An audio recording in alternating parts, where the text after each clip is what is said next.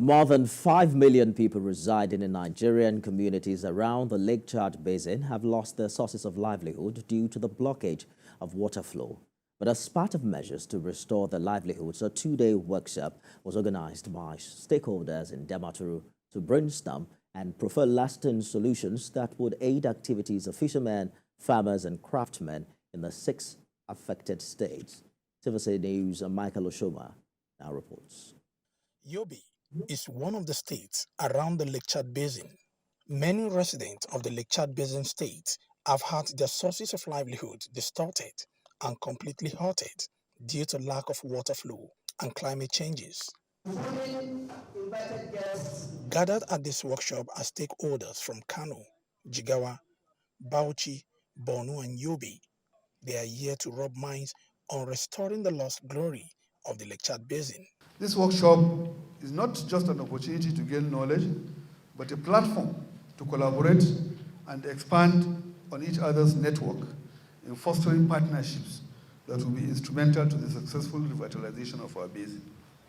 In his remarks, Governor May Malabuni says the restoration of the basin would greatly aid the 6 affected states.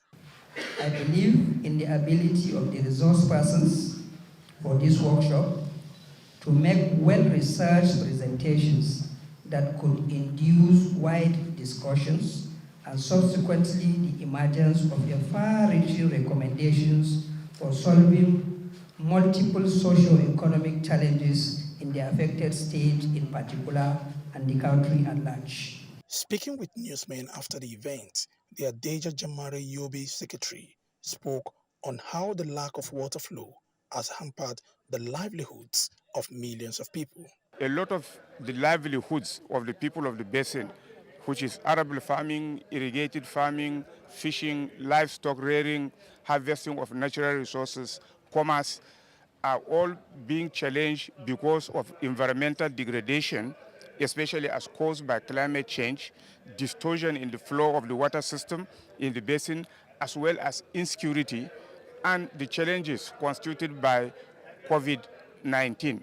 We are now in a situation where the fishing folk who used to catch 6% of all the freshwater fish in Nigeria in this basin are catching only 0.6%. It is expected that at the end of this workshop, there would be improvement of water flow to restore millions of livelihoods that have been distorted over the years.